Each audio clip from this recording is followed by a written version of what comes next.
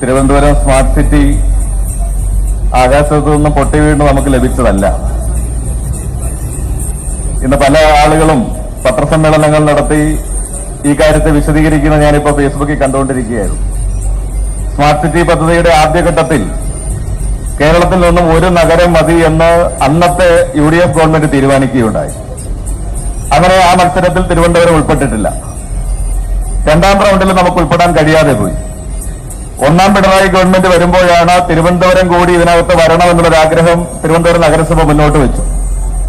അതിന്റെ ഭാഗമായി ആ സ്മാർട്ട് സിറ്റി പദ്ധതിയുടെ ആദ്യത്തെ ഗൈഡ് ലൈനിൽ പറയുന്ന കാര്യം പദ്ധതി തുകയുടെ 50% സംസ്ഥാനം തരാമെങ്കിൽ നിങ്ങളെ ഉൾപ്പെടുത്താം. അങ്ങനെ 50% തരാമെന്ന് അന്നത്തെ ധനകാര്യ വകുപ്പ് മന്ത്രി കേരള നിയമസഭയിലൂടെ പ്രഖ്യാപിച്ചതിന്റെ അടിസ്ഥാനത്തിൽ ആ തീരുമാനവുമായി കേന്ദ്രത്തെ സമീപിച്ചപ്പോഴാണ് മൂന്നാം റൗണ്ട് മത്സരത്തിൽ തിരുവനന്തപുരത്തിനെ ഉൾപ്പെടെ ചേർക്കാൻ വേണ്ടിയിട്ട് കേന്ദ്ര ഗവൺമെന്റ് തീരുമാനിക്കുന്നു. അങ്ങനെ 30 ഇന്ത്യയിലെ പ്രധാന നഗരങ്ങളുമായി മത്സരിച്ചിട്ടാണ് ഈ കേരളത്തിലെ തിരുവനന്തപുരം എന്ന് പറയുന്ന തലസ്ഥാന നഗരം ബാംഗ്ലൂർ ഉൾപ്പെടെയുള്ള നഗരങ്ങളെ പിന്തള്ളിക്കൊണ്ട് ഒന്നാം സ്ഥാനത്തോടുകൂടി നമ്മുടെ സ്മാർട്ട് സിറ്റി പദ്ധതിയുടെ ഭാഗമായി മാറിയത്. ചെറിയ കാര്യമൊന്നുമല്ല. ഞാൻ ഈ പത്രസമ്മേളനം നടത്തുന്ന ആളുകളോട് പറയുകയാണ്, നിങ്ങൾ മനസ്സിലാക്കണം, മൂന്നാം സ്ഥാനത്ത് വന്ന തിരുവനന്തപുരം നഗരസഭ ഇന്ന് ഇന്ത്യയിലെ 100 സ്മാർട്ട് സിറ്റി നഗരങ്ങളിൽ ഒന്നാം സ്ഥാനത്താണ് എന്നുള്ള കാര്യം നിങ്ങളുടെ സ്മാർട്ട് സിറ്റിയുടെ സൈറ്റ് നോക്കി മനസ്സിലാക്കണം. ഇന്ത്യയിലെ 10 സ്മാർട്ട് നഗരങ്ങളിൽ തിരുവനന്തപുരം ഉൾപ്പെടുന്നു എന്നുള്ളത് ഈ പത്രസമ്മേളനം നടത്തുന്ന സുഹൃത്തുക്കൾ മനസ്സിലാക്കണം. കേന്ദ്ര സർക്കാരിന്റെ ബെസ്റ്റ് സ്മാർട്ട് സിറ്റിക്കുള്ള അവാർഡ് ലഭിച്ചത് തിരുവനന്തപുരം നഗരസഭയ്ക്കാണ് എന്നുകൂടി നിങ്ങൾ മനസ്സിലാക്കണം. ഞങ്ങൾ അന്തസ്സായിട്ട് ജോലി ചെയ്തിട്ട് വാങ്ങിയെടുത്തതാണ്.